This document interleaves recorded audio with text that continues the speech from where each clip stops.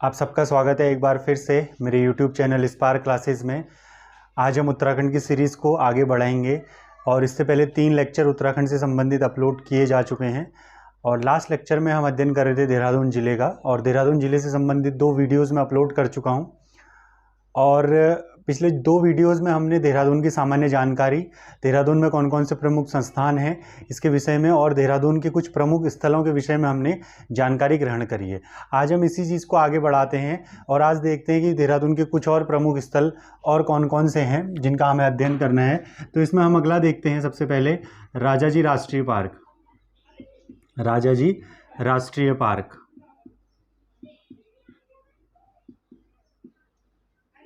तो इसके बारे में जो बेसिक तथ्य हैं वो ये हैं कि जैसे इसकी स्थापना कब हुई थी, 1983 में इसकी स्थापना हुई थी और दो क्षेत्रों को मिलाकर के इसकी स्थापना की गई। 2 आरक्षित क्षेत्र थे, चीला और मोतीचूर। इन 2 को मिलाकर के इसकी क्या की गई थी, स्थापना की गई थी। और साथ ही साथ चक्रवर्ती राजगोपालाचारी के नाम पर जो है इसका नाम रखा गया राजाजी राष्ट्रीय पार्क। ठीक है। और दूसरी बात करें तो कितने जिलों से ये घिरा हुआ है, तो ये 3 जिलों, इसकी जो बाउंड्री है वो 3 जिलों के अंदर आती है, जिसको आप याद कर सकते हैं PHD शब्द से। P से आपका है पौड़ी, P से आपका आता है पौड़ी, H से आपका हरिद्वार और D से आपका देहरादून, D से आपका देहरादून। और इसका जो मुख्यालय है ये आपका देहरादून में। इसलिए कभी अगर आपको किसी एक ज़िले को सेलेक्ट करना होगा तो आप इसमें सेलेक्ट करेंगे देहरादून।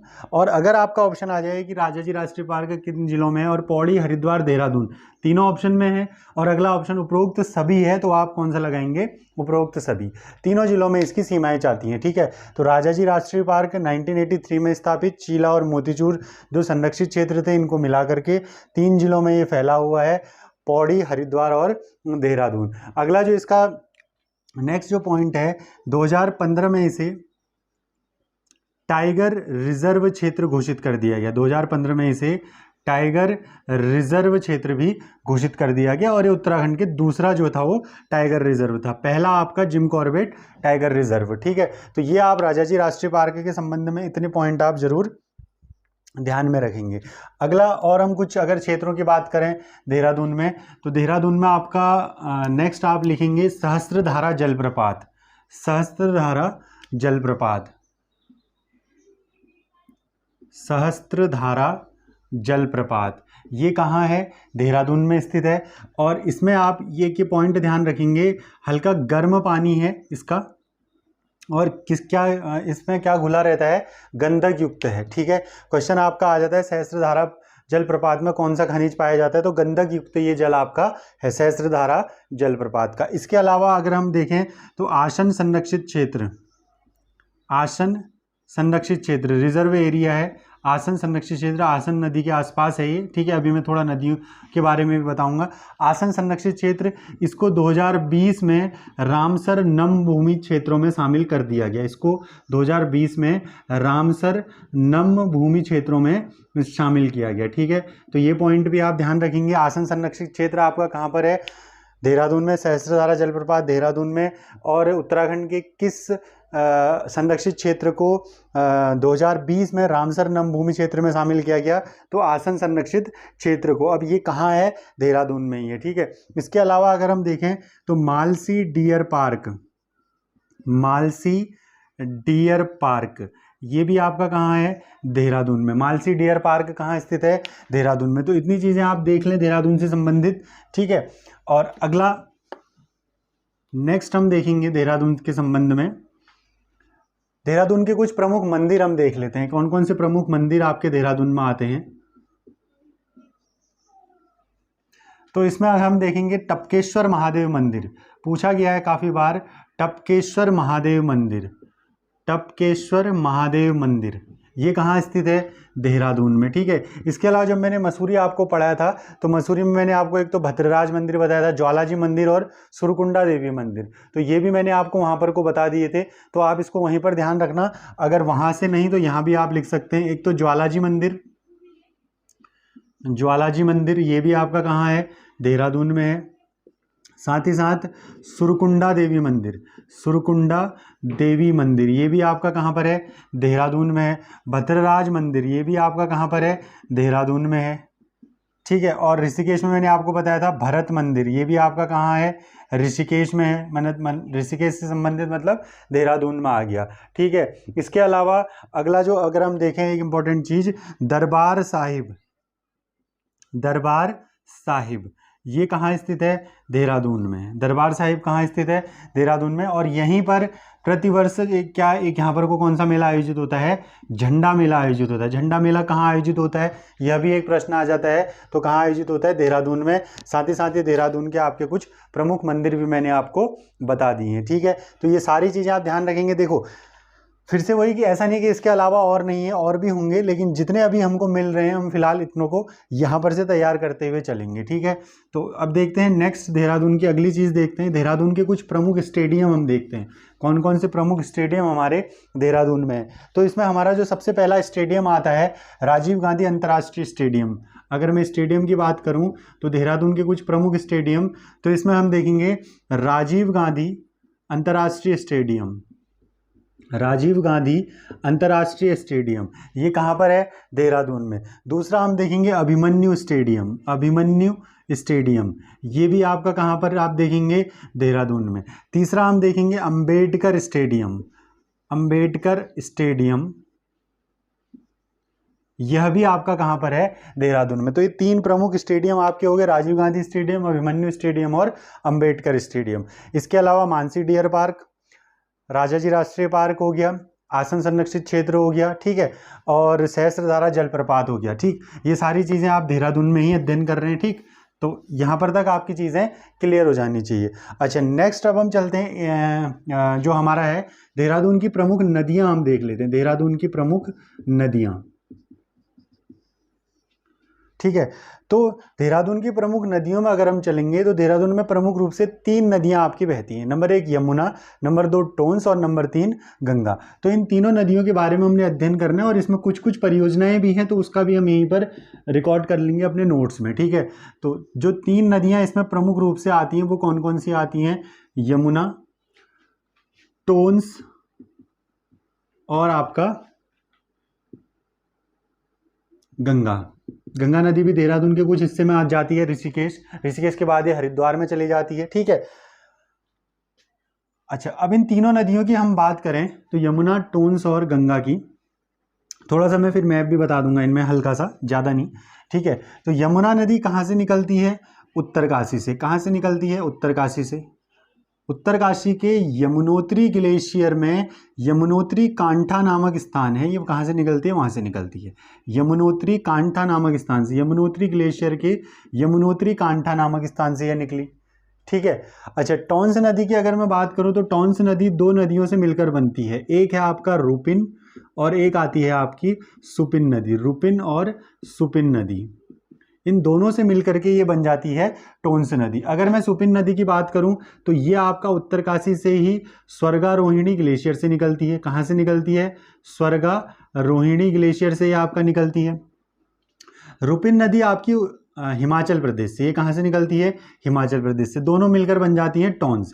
बाद में ये टोंस नदी यमुना की ही क्या हो जाती है, सहायक हो जाती है, ठीक है। तो यमुना की प्रमुख सहायक नदियों में क्या है, टोंस नदी है। जो यमुना में सर्वाधिक जल लेकर के आने वाली नदी कौन सी है, टोंस नदी है। जो कहाँ से निकलती है तो कहेंगे रूपिन सुपिन दो नदियों से मिलकर बनती है, जिसमें सुपिन स्वर्गारोहिणी ग्लेशियर ये उत्तरकाशी में ही है, ठीक है।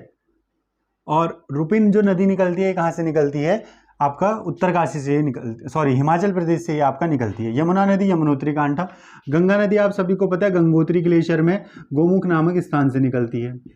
और हरिद्वार में ये सिर्फ आपका देहरादून में ये सिर्फ आपका टच करते हुए जाती है, हल्का सा ऋषिकेश वाले पोर्शन को ये टच करते हुए आगे फिर हरिद्वार जनपद में प्रवेश कर जाती है। ये क्वेश्चन भी आपका आता है कि गंगा सबसे पहले किस मैदानी जिले में प्रवेश करती है, तो आपका हरिद्वार में, ठीक है। ऋषिकेश आपका पर्वतीय वाला हिस्सा वो आ जाता है। तो अगला हम देखेंगे यमुनोत्री। अच्छा यमुनोत्री नदी जब आपका यहाँ से निकली तो इसके बाद इसमें कुछ आपके जो है प्रमुख रूप से कुछ बांध हैं, कुछ परियोजनाएं हैं। जैसे अगर मैं यमुना की सहायक नदियाँ देखूंगा तो यमुना की काफ़ी ज़्यादा सहायक नदियाँ हैं, लेकिन अगर मैं देहरादून जिले में देखूं तो कौन कौन सी इसकी प्रमुख सहायक नदियाँ हैं, केवल देहरादून जिले की मैं बात कर रहा हूं, तो टॉन्स, गिरि और आसन, टॉन्स, गिरि और आसन, ये इसकी क्या है यहाँ पर को प्रमुख सहायक नदियां हैं। ठीक है, किसकी? यमुना की प्रमुख सहायक नदी टॉन्स, गिरि और आसन। कहाँ पर को? देहरादून, देहरादून की सिर्फ मैं आपको यहाँ पर बात कर रहा हूँ। ठीक है, अच्छा अगला थोड़ा सा देखें, अगर मैप देखें तो जैसे यहाँ से अगर हम देखें यमुना नदी आई, इधर देहरादून के ऊपर उत्तरकाशी है, यहाँ से आपका यमुना नदी आपकी निकली। ठीक है, तो यमुना नदी जब देहरादून पहुँचती है तो देहरादून में एक इधर से यहाँ से आपकी रुपिन नदी आप समझिए आई, यहाँ से सुपिन नदी आई। ठीक है, दोनों मिलकर के टॉन्स बनी और यमुना के दाएं ओर से, यमुना के दाईं ओर से इसमें कौन सी नदी मिल जाती है? टॉन्स नदी मिल जाती है। यमुना के दाईं ओर से इसमें कौन सी नदी मिल जाती है? टॉन्स नदी मिल जाती है। ठीक है, उसके बाद जब हम आगे बढ़ेंगे, इससे आगे हम जाते हैं, तो फिर आगे जाने पर इसी यमुना में आगे जाने पर एक नदी मिलती है, यहीं पर गिरि नदी भी यहीं कहीं मिलती है, लेकिन इसका ज़्यादा उल्लेख नहीं है। इसके बाद आपका बाएं ओर से इसमें कौन सी नदी मिल जाती है? आसन नदी मिल जाती है। अच्छा, ये दोनों कहाँ पर मिलते हैं? तो मैंने आपको बताया था कालसी नामक स्थान पर। कहाँ पर मिलते हैं? यमुना और टॉन्स का संगम कहाँ पर होता है? कालसी नामक स्थान पर। कालसी जहाँ पर को क्या है आपका अशोककालीन अभिलेख भी आपको प्राप्त हुआ है। ठीक है, वो भी मैं आपको बता चुका हूँ। आगे हम चले तो इसमें आसन नदी बाएं से मिली और इसी के आसपास का जो क्षेत्र है ये आपका क्या कहलाता है? आसन संरक्षण क्षेत्र भी ये आपका कहलाता है। क्या कहलाता है? आसन संरक्षण क्षेत्र भी यह आपका कहलाता है। ठीक है, बस अब इसके बाद जब हम आगे को चले तो आगे को चलने के बाद ये यमुना नदी धालीपुर नामक स्थान से जो है राज्य से क्या हो जाती है? बाहर हो जाती है। धालीपुर नामक स्थान से ये क्या हो जाती है? बाहर हो जाती है। इसके बाद धालीपुर नामक स्थान से आगे फर्दर ये उत्तराखंड से क्या हो जाती है? बाहर होकर दूसरे राज्य में प्रवेश कर जाती है। ठीक है, तो इतना हम समझे इस चीज को। यमुना नदी का तंत्र केवल अभी हम देहरादून में समझ रहे हैं, मैं ऊपर की बात नहीं कर रहा हूँ। ऋषिगंगा, ब्रह्मगंगा, बहुत सारी यमुना नदी की सहायक और भी हैं। सिर्फ मैं जो आपका देहरादून में प्रमुख सहायक नदियाँ आती हैं, टॉन्स, आसन और गिरि नदी भी आपका यहीं आपका इसी में आएगी। ठीक है, कालसी कहाँ पर मिलेगी? टॉन्स और किसके संगम पर? यमुना और टॉन्स के संगम पर कालसी। आसन नदी आपका मिलेगी तो वहीं पर आसन संरक्षण क्षेत्र भी है, मैंने बताया। धालीपुर में ही आपका क्या हो जाती है? इसके बाद बाहर हो जाती है। तो ये यमुना नदी का। अच्छा, गंगा नदी की मैं बात करूं तो गंगा प्लस चंद्रभागा, दो नदियों का संगम होता है, गंगा प्लस चंद्रभागा। कहाँ पर को? ऋषिकेश में मैंने आपको बताया था दो नदियों का संगम होता है। कहाँ पर? ऋषिकेश में, गंगा और चंद्रभागा का। ठीक है, अब चंद्रभागा नदी निकलती है चंद्रबाड़ी ताल से। चंद्रबाड़ी ताल से निकलती है। ये कहाँ से निकलती है? चंद्रबाड़ी ताल से। चंद्रभागा नदी कहाँ से निकलती है? क्वेश्चन आ जाए तो चंद्रबाड़ी ताल। ये देहरादून में ही है, यह ताल है चंद्रबाड़ी ताल। ठीक है, इसके बाद चंद्रबाड़ी ताल का ये देखें, दूसरा एक क्वेश्चन इसमें आ जाता है कि ऋषिकेश में चंद्रभागा गंगा के कहाँ, किस छोर से मिलती है? किस कोने से? दाएं से। कहाँ से मिलती है? दाएं से। तो ये भी आपने ध्यान रखना पड़ेगा, गंगा के दाएं से चंद्रभागा नदी ऋषिकेश में आकर के मिलती है। ठीक है, और अगर यमुना में टॉन्स नदी देखेंगे तो दाएं से, आसन नदी देखेंगे तो आपका कहाँ से निकलती है? बाएं से यह नदी यहाँ पर को मिलती है। किससे? यमुना से। अच्छा, अब हम देखें कुछ परियोजनाएं हैं, तो परियोजनाएं आप यहीं पर याद रखें, नदी परियोजनाएं। तो यहाँ पर को अगर हम देखें यमुना नदी में कौन कौन सी नदी परियोजनाएं आपका देहरादून में चलाई गई हैं। ठीक है, तो नंबर एक आप इसमें देखेंगे व्यासी परियोजना। नंबर एक आपकी इसमें आ जाती है व्यासी परियोजना। फिलहाल आप सिर्फ और सिर्फ जिले के हिसाब से याद रखेंगे। लखवाड़ बांध, ये भी आपका देहरादून में है। जिला और नदी, जिला और नदी आपने याद रखनी है फिलहाल इस समय, बस इनके बारे में क्वेश्चन आ जाए। व्यासी परियोजना कहाँ? देहरादून में। और किस नदी पर? यमुना नदी पर। दूसरा आपसे पूछा जाए लखवाड़ बांध किस नदी पर? तो ये भी आपका किस नदी पर? यमुना नदी पर। और राज्य कौन, जिला कौन सा?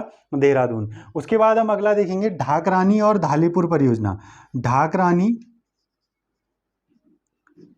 और चौथा हम देखेंगे धालीपुर। धालीपुर एक जगह भी है। ठीक है, धालीपुर कौन सी जगह है? जहां पर से यमुना नदी देहरादून को छोड़ देती है। ठीक है, यानी देहरादून को क्या कर देती है? छोड़ देती है। अगर आगे हम देखें ये टॉन्स नदी की अगर मैं एक बात बताऊं तो टॉन्स नदी आपका उत्तरकाशी या हिमाचल प्रदेश प्लस देहरादून का बॉर्डर भी बनाती है, या हिमाचल प्रदेश और उत्तराखंड का बॉर्डर भी बनाती है। कौन सी नदी? टॉन्स नदी। हिमाचल प्रदेश और उत्तराखंड का भी ये क्या करती है? बॉर्डर बनाती है। ठीक है, दूसरा अगर मैं टॉन्स नदी की कुछ परियोजनाएं बताऊं तो टॉन्स नदी की सबसे प्रमुख एक परियोजना है किसाऊ बांध परियोजना। ये किस नदी पर आती है? टॉन्स नदी पर। किसाऊ बांध परियोजना किस नदी पर आएगी? टॉन्स नदी पर आएगी। ठीक है। दूसरा अगर हम देखें छिबरो परियोजना, टॉन्स और छिबरो परियोजना, छिबरो नदी परियोजना, ये किस नदी पर आएगी? टॉन्स नदी पर आएगी। ठीक है। किसाऊ बांध और छिबरो परियोजना किस नदी पर? टॉन्स नदी पर। व्यासी, लखवाड़, ढाकुरानी और धालीपुर, ये सारी किस नदी पर? यमुना नदी पर। और जिला कौन सा हो गया इनका? देहरादून हो गया। ठीक है। इसके अलावा टॉन्स नदी को तमसा नदी भी कहा जाता है। ये भी आप ध्यान रखना, टॉन्स नदी को तमसा नदी भी कहा जाता है, लेकिन ये तमसा नाम इसको उत्तरकाशी में दिया जाता है, मतलब हिमाचल प्रदेश में इसको तमसा नदी नाम दिया जाता है, और बाकी उत्तराखंड में इसको टॉन्स नदी के नाम से ही हम क्या करते हैं, जानते हैं। तो ये आपकी देहरादून की कुछ प्रमुख नदियां थी। इससे ज़्यादा इसमें आपने कुछ अभी नहीं देखना है। जब हम नदी तंत्र में जाएंगे और डीप पढ़ेंगे, नदियों की लंबाई, कौन सी नदी कितना जल लेकर के आती है, ये सारी बातें हम डीप में आगे जो है जब नदी तंत्र पढ़ेंगे तब वहाँ पर को याद करेंगे। फिलहाल आप इतनी चीज़ें भी अगर यहाँ पर से जान जाते हैं तो नदी तंत्र में को पढ़ने के लिए आपका एक, आप ये समझें कि आपका जो है थोड़ा बहुत बैकग्राउंड तैयार हो जाता है। ठीक है। जैसे यमुना नदी सभी को पता है, तो यमुनोत्री कांठा से निकलती है, यमुनोत्री ग्लेशियर में। रूपिन सुपन टॉन्स नदी का आप समझ गए। चंद्रभागा नदी आप समझ गए, चंद्रबाड़ी ताल से निकलती है और गंगा के दाएं छोर से ऋषिकेश में ये आपका मिल जाती है। ठीक है। तो अभी सिर्फ इतना ही। इसके अलावा अगर देहरादून में कोई और छोटी छोटी नदियां भी होंगी, यमुना की सहायक नदियां और भी होंगी, तो उसका अध्ययन हम नदी तंत्र में करेंगे। फिलहाल सिर्फ हमने जो है एक ब्रॉड व्यू लेना है देहरादून जिले का, तो इसलिए मैं यहीं पर आके इसको नदी तंत्र को मैं यहीं पर आके क्लोज कर रहा हूँ। अच्छा, दो अगर इसमें एक चंद्रबाड़ी ताल दिखेंगे, ये ताल से भी क्वेश्चन आ जाता है। देहरादून की प्रमुख तालों में आपके दो प्रमुख तालें रहती हैं। ठीक है। अच्छा, एक तो आपने सहस्त्रधारा जलप्रपात देखा, इसके अलावा टाइगर फॉल, ये भी आपका कहाँ स्थित है, ये भी पूछा जाता है। टाइगर फॉल कहाँ स्थित है, ये भी देहरादून में आपका आता है। इसके अलावा आपसे गुच्चू पानी पूछ देते हैं, एक पर्यटक स्थल है। ठीक है। गुच्चू पानी कहाँ स्थित है, ये भी देहरादून में है। ठीक है। मालसी डियर पार्क मैंने बताई दिया है आपको। अब अगला अगर हम देखें तो कुछ प्रमुख, दो आपकी प्रमुख तालें रही, जैसे अगर हम देखेंगे, एक तो चंद्रबाड़ी ताल, जिससे कौन सी नदी निकलती है, चंद्रभागा नदी निकलती है, जो ऋषिकेश में किससे मिल जाती है, गंगा से मिल जाती है। दूसरा इसमें कांसरो ताल, देहरादून की प्रमुख तालें अगर हम देखेंगे तो चंद्रबाड़ी ताल और कांसरो ताल आपकी देहरादून की क्या हो जाती है, प्रमुख तालें यहाँ पर को ये हो जाती हैं। ठीक है। इसके अलावा देहरादून का एक प्रमुख क्षेत्र माना जाता है चक्राता, जौनसार भाबर में ये आता है यह क्षेत्र। ठीक है। थोड़ा सा देख लेते हैं इसके बारे में। चक्राता कहाँ स्थित है, देहरादून में स्थित है। जौनसार भाबर में यह क्षेत्र आता है। जौनसार जनजाति के लोग यहाँ पर ज्यादा रहते हैं, जौनसार भाबर का ये क्षेत्र है। और चावल उत्पादन के लिए प्रसिद्ध है। किसके उत्पादन के लिए, चावल उत्पादन के लिए यह क्षेत्र क्या है, ज्यादा आपका प्रसिद्ध है। ठीक है। तो फिलहाल देहरादून के 3 जो हमारे लेक्चर हो गए हैं, उसमें हम देहरादून को लेकर के काफ़ी ज़्यादा बातें हम सीख चुके हैं। ठीक है। अगर आप देहरादून ज़िले से संबंधित इन नोट्सों को तैयार रखें तो आपके लिए काफ़ी नोट्स हो जाते हैं। अब नेक्स्ट लेक्चर में हम देहरादून का अध्ययन करेंगे और उसमें हम देखेंगे मैप वाइज हम देहरादून को अध्ययन उसमें करेंगे। तो फिलहाल अभी के लिए इतना ही। धन्यवाद।